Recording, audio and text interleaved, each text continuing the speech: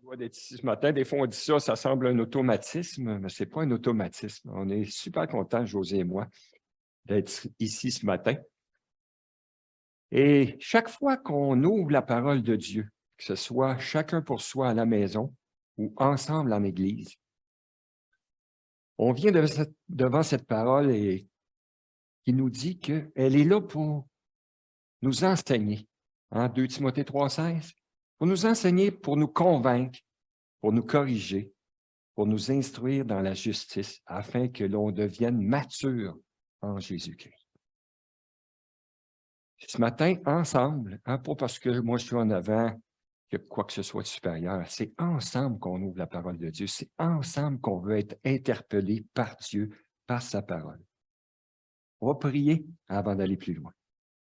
Seigneur, merci du privilège qu'on a en toute liberté de venir écouter, plonger les regards dans ta loi parfaite, dans ta parole. Et Seigneur, on se pose la question suivante. Qu'est-ce que tu veux me dire ce matin? Qu'est-ce que tu veux adresser dans ma vie? De quelle façon veux-tu m'amener plus loin? Qu'on puisse être attentif, Seigneur, à la voix de ton esprit qui veut parler à nos cœurs ce matin. Au nom de Jésus. Amen. Donc, vous le voyez avec moi, le titre du message de ce matin, le corps de Christ, c'est toi, c'est moi, c'est nous. Quand on comprend bien ce concept-là du corps de Christ, on comprend bien notre relation avec Jésus, mais on comprend bien aussi notre relation les uns avec les autres. Je vous invite à ouvrir vos Bibles ou vos téléphones, c'est ça donc. Dans l'Épître aux Romains, chapitre 12, versets 4 et 5, que Monique va nous lire bien fort. Car comme nous avons plusieurs membres dans un seul corps, et que les membres n'ont pas la même fonction, ainsi nous sommes plusieurs, nous formons un seul corps en Christ, et nous sommes tous membres de l'Église. Merci beaucoup. Donc, c'est assez clair, hein? Plusieurs membres dans un seul corps, les bras, les jambes, les orteils. Hein? Tous les membres n'ont pas la même fonction, mais nous, dans le même esprit, en tant qu'enfants de Dieu, on est plusieurs, on forme un seul corps en Christ et nous sommes interconnectés, les membres les uns des autres. On complète ça avec 1 Corinthiens 12, verset 12, que je vais lire à 27, mais je vais sauter quelques versets. Donc, 1 Corinthiens 12, verset 12. Et je peux commencer à lire quand j'entends plus les pages tourner. Verset 12. Car comme le corps est un et a plusieurs membres, et comme tous les membres du corps, malgré leur nombre, ne forment qu'un seul corps, ainsi en est-il de Christ. Nous avons tous, en effet, été baptisés dans un seul esprit. Donc, il parle aux chrétiens, bien sûr, pour former un seul corps, soit juif, soit grec, soit esclave, soit libre. Et nous avons tous été abreuvés d'un seul esprit. Ainsi, le corps n'est pas un seul membre, mais il est formé de plusieurs membres. Si le pied disait « Parce que je ne suis pas une main, je ne suis pas du corps », ne serait-il pas du corps pour cela? Et si l'oreille disait « Parce que je ne suis pas un œil, je ne suis pas du corps », ne serait-elle pas du corps pour cela? Si tout le corps était œil, ça serait bizarre, hein? Où serait l'ouïe? S'il était tout ouïe, où serait l'odorat? Maintenant, Dieu a placé chacun des membres dans le corps comme il a voulu. Si tous étaient un seul membre, où serait le corps? Maintenant donc, il y a plusieurs membres et un seul corps. Verset 27. Vous, nous sommes le corps de Christ et nous sommes ses membres, chacun pour sa part. Prochaine diapo. Le plan ce matin, on veut regarder ensemble 4 points. Le corps de Christ, notre unité positionnelle. Ça veut dire en tant que chrétien, en tant qu'enfant de Dieu, le fait d'être en Christ, ça implique quoi? Deuxième point, le corps de Christ, notre unité relationnelle. Cette position qui est la nôtre en tant qu'enfant de Dieu en Jésus-Christ, Dieu veut qu'elle soit vécue de façon pratique dans le quotidien. Donc, cette unité, il veut qu'elle soit transformée dans la vie de tous les jours, transposée. Pour vivre cette unité-là, pour vivre ce que Christ veut que nous vivions les uns avec les autres, il y a des mensonges et des pièges à éviter. On va en regarder 3 ce matin.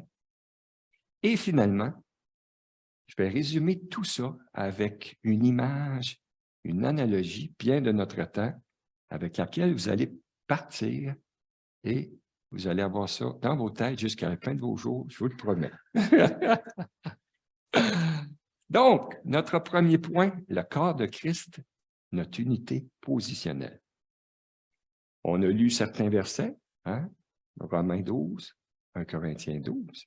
À la lumière de ces versets-là, il y a un élément qui ressort, qu'on a parlé, c'est cette notion-là d'unité, le fait qu'on forme un seul corps. On l'a répété à plusieurs reprises. Chaque personne qui est un enfant de Dieu, que Jésus a sauvé, au moment de sa conversion, l'Esprit de Dieu nous a incorporés, nous a connectés, nous a greffés au corps de Christ, nous a soudés au corps de Christ. C'est l'œuvre de l'Esprit de Dieu. On a été baptisés dans un seul esprit, c'est ce qu'on disait tantôt, pour former un seul corps. Tous les chrétiens, ici ce matin, puis à travers le monde, on forme ce corps qui est le corps de Christ. Et ce corps, ce n'est pas comme une poule au cou coupé, qui n'a pas de tête, qui va nulle part. Puis... Non, non, ce corps a une tête. Et la meilleure qu'il peut avoir, c'est Christ. Éphésiens 5,23 nous dit, Christ est le chef de l'Église, qui est son corps, et dont il est le sauveur. Et Colossiens 1,18 dit, Christ est la tête du corps de l'Église. Donc, c'est extraordinaire de savoir que c'est lui qui est notre chef. C'est lui qui nous donne les directives, les instructions, l'énergie, les ressources pour vivre pour lui en tant que membre de son corps. Donc, ta position, ma position, notre position, c'est que nous faisons partie du corps de Christ. C'est un grand mot, mais on connaît pour la plupart le fait, le terme immuable, c'est quelque chose qui ne peut pas changer, qui ne peut pas bouger. C'est dans le ciment. Nous faisons partie du corps de Christ si nous sommes enfants de Dieu. Nous sommes un avec lui. Nous sommes un avec tous les autres chrétiens. Et nous formons un seul corps, comme on disait, avec Christ comme tête.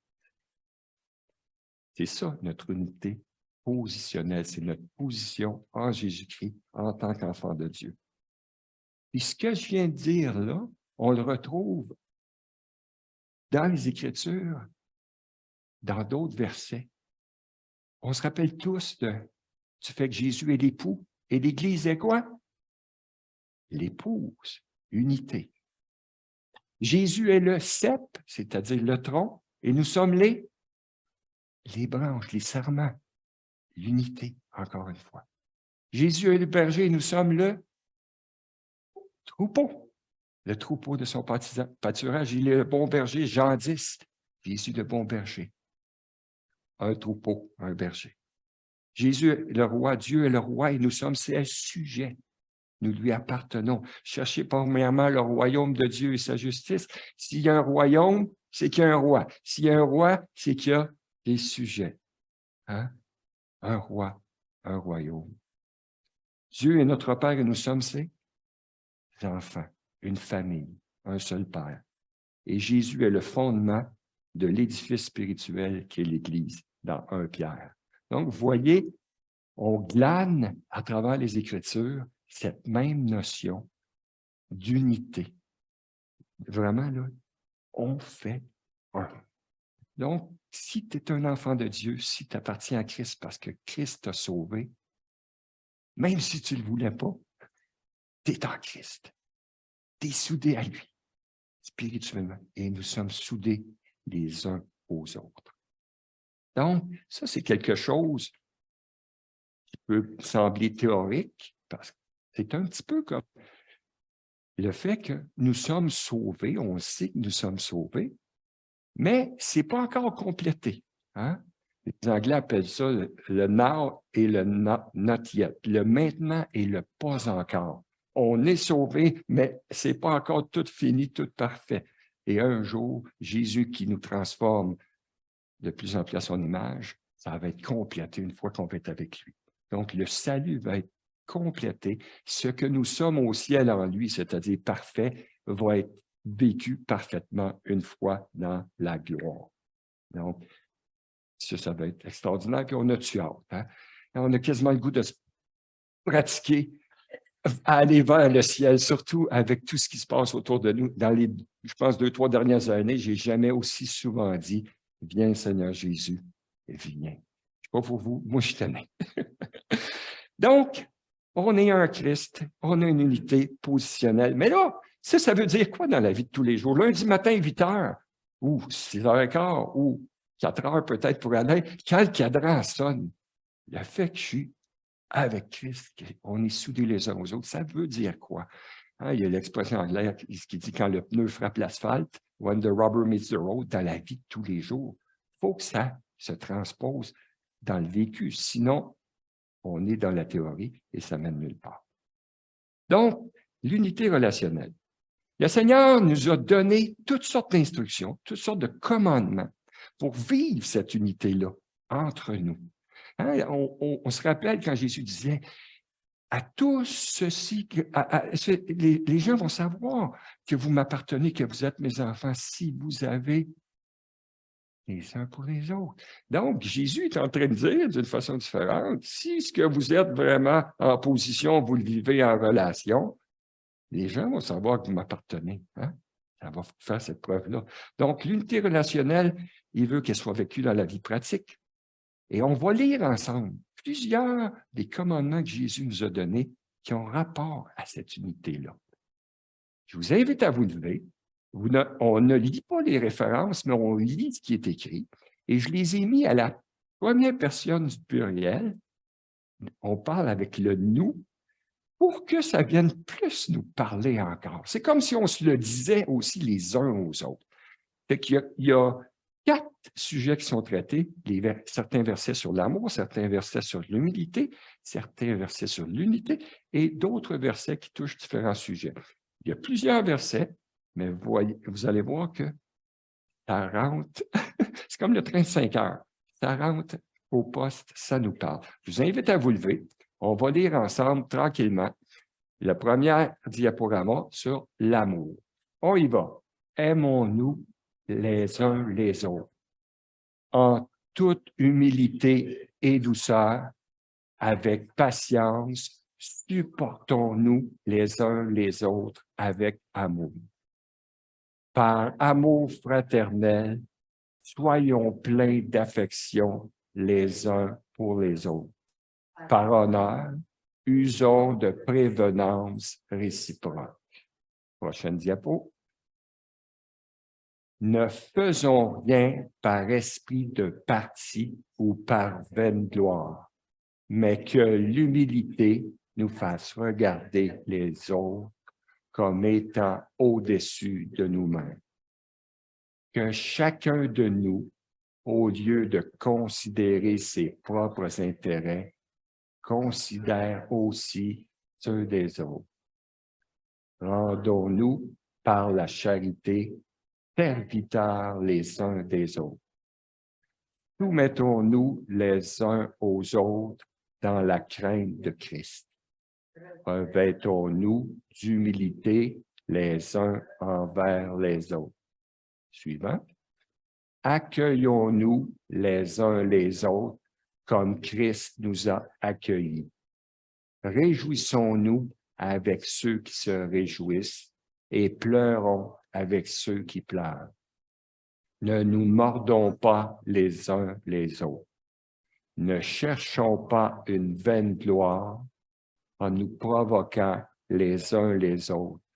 en nous portant envie les uns aux autres. Soyons bons les uns envers les autres, compatissants, nous pardonnant réciproquement comme Dieu nous a pardonnés en Christ. Supportons-nous les uns les autres, et si nous avons sujet de nous plaindre de l'autre, pardonnons-nous réciproquement. De même que Christ nous a pardonnés, pardonnons-nous aussi. Soyons en paix entre nous. Ne parlons point en mal les uns des autres. Ne nous plaignons pas les uns des autres. Confessons nos péchés les uns aux autres et prions les uns pour les autres. Ne nous jugeons pas les uns les autres. Portons les fardeaux les uns des autres. Disons-nous la vérité les uns aux autres. Ne nous mentons pas les uns aux autres. Exhortons-nous les uns les autres et édifions-nous les uns les autres. Veillons les uns sur les autres et excitons-nous à la charité et aux bonnes œuvres. Exerçons l'hospitalité les uns envers les autres sans murmure. Merci. Vous pouvez vous asseoir. On est porté dans nos lectures à lire un verset qu'on a vu ici il y a une certaine semaine. Quelque temps après, tu en lis un autre. Mais là, quand tu mets tout ça ensemble, c'est assez merveilleux. Hein? C'est comme Jésus a pensé à tout. Il couvre tous les points qui ont rapport à nos relations les uns avec les autres. C'est vraiment, vraiment beau. On voit à travers ça, hein, notion de relation, notion de participation, notion d'implication, de communauté, d'unité.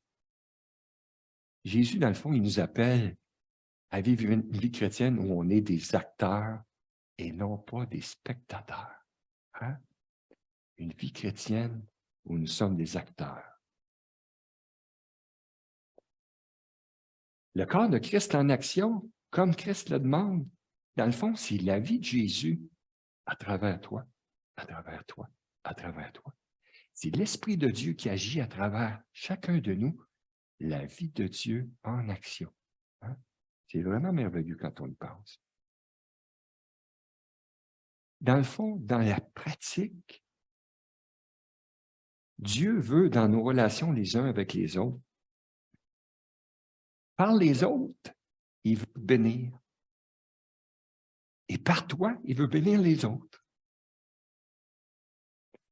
Par les autres, il veut te faire grandir. Et par toi, il veut en faire grandir d'autres. Par les autres, il veut t'encourager. Et par toi, il veut en encourager d'autres. Par les autres, il veut te soutenir quand ça ne va pas. Et il sert de toi pour en soutenir d'autres quand de ton côté, tu vas peut-être mieux. Par les autres, il veut te sanctifier, c'est-à-dire t'améliorer afin que tu deviennes de plus en plus semblable à lui. Et se servir de toi pour en sanctifier d'autres. Par les autres, il veut te corriger et corriger les autres en se servant de toi. Ben oui, à l'occasion, on a besoin d'être corrigé. Et merci Seigneur pour les frères et sœurs qui ont eu assez d'amour à mon égard à travers les années, quand j'étais dans le champ, pour me le dire. Hein? S'il y a un trou, puis je pourrais m'en aller dedans, et j'espère que quelqu'un va me le dire. Hein?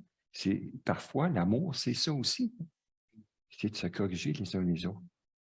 Et finalement, par les autres, Jésus veut t'aimer et il veut se servir de toi pour aimer les autres.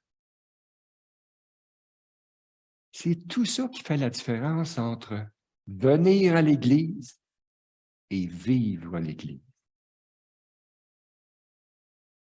La différence entre venir à l'Église et vivre à l'Église, c'est là que ça joue. Dans le même esprit que John F. Kennedy, pour ceux qui sont assez vieux, qui était président des États-Unis, dans un célèbre discours, avait dit quelque chose qu'on pourrait modifier et ça donnerait ça. Ne vous demandez pas ce que votre Église peut faire pour vous. demandez-vous ce que vous pouvez faire pour votre Église.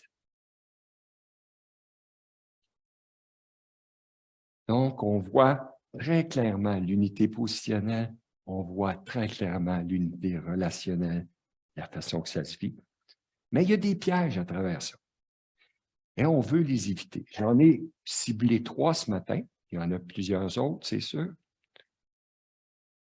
Premier piège, premier mensonge, de penser que je suis le centre de l'univers, que tout le monde devrait tourner autour de moi.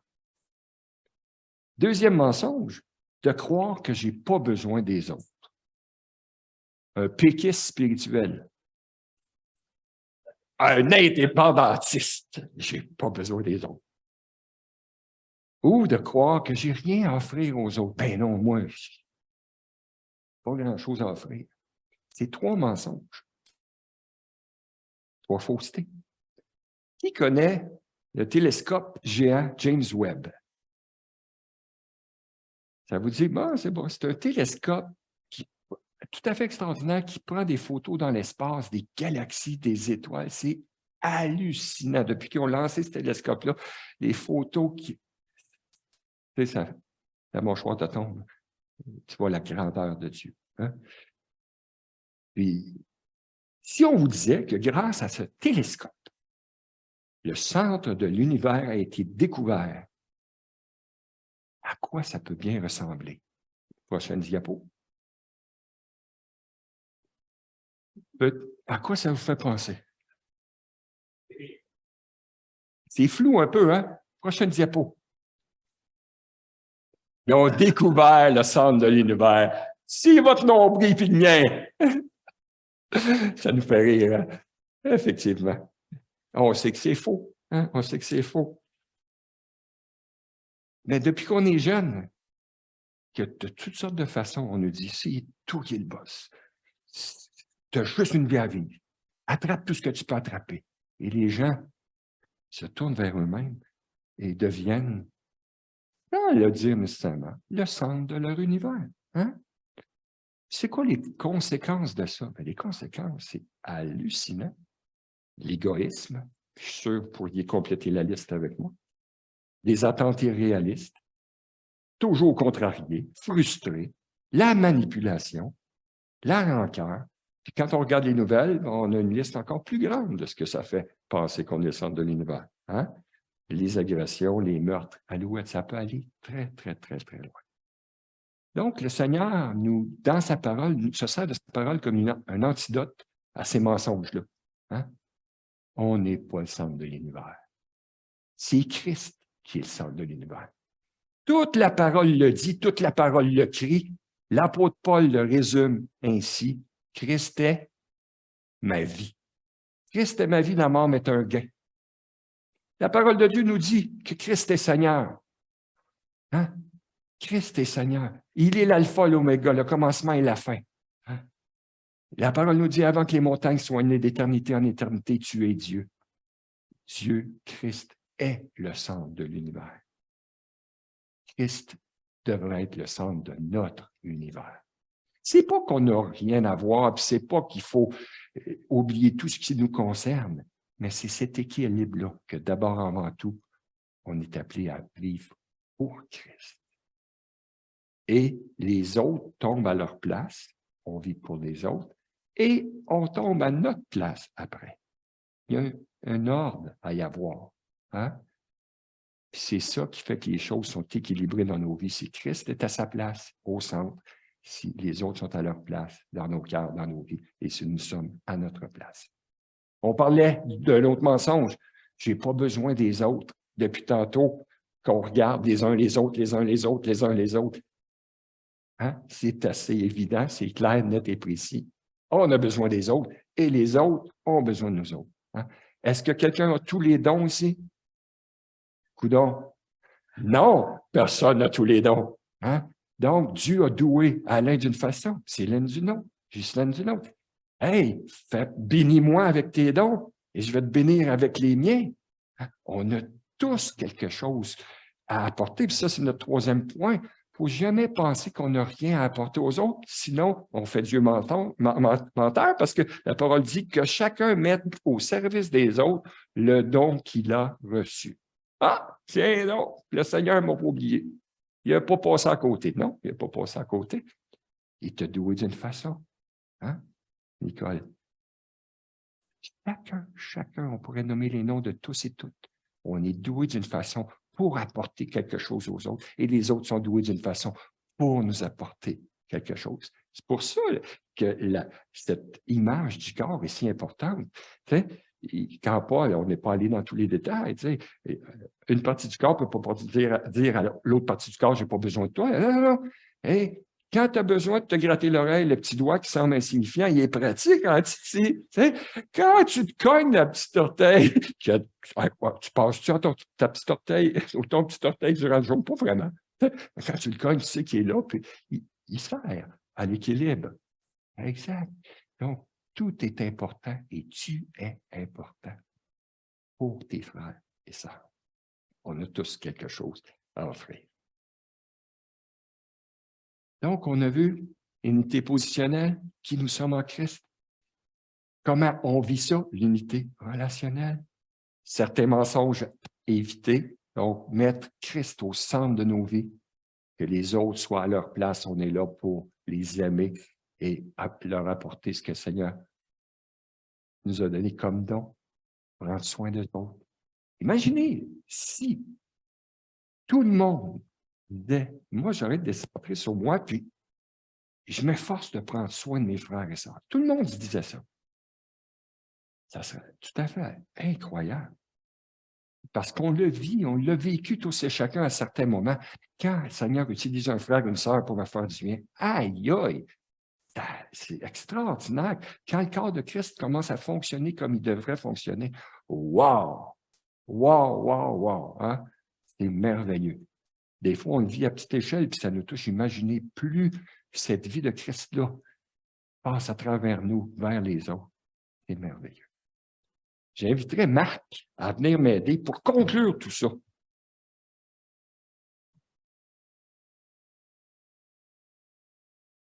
J'avais dit que j'avais une image. Et comme dit l'expression, une image vaut 1000 mots. Hein? Pour résumer tout ça, on va résumer ça avec une image. Effectivement, mon Marc, tu peux le mettre. Oui, vas-y. Parfait. Fait que mets-le comme, s'il te plaît, mets-le comme ça devant toi. Parfait. Faut pas que tu l'échappes. Donc, on y va. Puis je vous l'ai dit, vous ne reverrez plus jamais un chandail de hockey de la même façon. Vous me permettez, je prends mes feuilles parce qu'il y a beaucoup de matière, puis je ne veux pas en oublier. Bon, on va y arriver. Donc, nous, les chrétiens, nous avons été repêchés par Jésus-Christ. Il nous a sauvés en nous lavant par son sang. Il nous a rendus blancs, plus blancs que tout le blanc. Notre vraie demeure est là-haut dans le ciel bleu. Par l'œuvre du Saint-Esprit, nous formons un seul corps, ou un seul corps, on prend le C, le corps de Christ. Nous sommes une équipe. La notion d'équipe. Nous sommes une équipe, l'équipe de Jésus-Christ. C'est lui notre capitaine qui nous dirige, qui nous donne ses instructions, qui est notre Seigneur et notre Sauveur. Par le Saint-Esprit, on le disait tantôt, il nous a doués, tous, sans exception, et il nous appelle à jouer à notre position selon le don que nous avons reçu. Nous sommes tous appelés à nous impliquer, à sauter dans la mêlée et à y mettre tout notre cœur. Il ne met personne ni sur le banc, ni dans les estrades, et personne ne sera échangé. Il l'a promis. Nous devons nous serrer les coudes, donner notre 110%, travailler en équipe et faire passer les intérêts de l'équipe avant les nôtres. Même si parfois c'est difficile. Et c'est-tu difficile parfois? Oui, c'est difficile parfois. Hein? On le sait, on n'a pas à lutter contre la chair et le sang. La vie chrétienne, c'est pas facile. On est à contre-courant. Même si c'est difficile parfois et que l'adversaire est redoutable, ne perdons pas courage. La victoire finale est assurée. La coupe éternelle est à nous. En conclusion, derrière toutes ces instructions que Christ nous a données, tous ces commandements qui encadrent nos relations les uns avec les autres, dans le fond, c'est l'amour de Jésus pour nous, pour son Église qui se cache là. C'est un peu comme s'il nous disait, quand vous mettez tout ça en pratique, c'est comme si Jésus disait, merci Marc, j'embellis vos vies. Merci Marc. Donc, j'ai travaillé 7 ans dans un ministère avec les enfants. Puis, on est tous des grands-enfants dans le fond, dans le sens qu'une image nous permet de garder dans nos cœurs les enseignements du Seigneur. Juste la dernière diapo. La suivante. Merci, il n'y a pas de faute. Donc, on a vu le corps de Christ. Rappelons-nous, c'est toi, c'est moi, c'est nous. On a fait imprimer tous les versets qu'on a lus, si jamais vous voulez les avoir pour les mémoriser peut-être, oui. Il y en a plusieurs. Pour les méditer, j'ose utiliser avec toi. À la fin, vous pourrez aller voir, on va les mettre sur la table. Parfait, excellent. Donc, tout est là. On va prier et laisser la place à Marc. Merci, Seigneur, pour ta parole ce matin qui nous interpelle. Merci, Seigneur, parce que à travers ça, on s'aperçoit là où on a des forces, là où on a des choses à travailler. Puisses-tu imprégner dans nos cœurs fortement, Seigneur, ce qui a été vu à travers ta sainte parole ce matin, pour nous faire marcher, comme dit cette parole, de progrès en progrès. Et aide-nous à aimer ton Église, à aimer les frères et sœurs. Amen.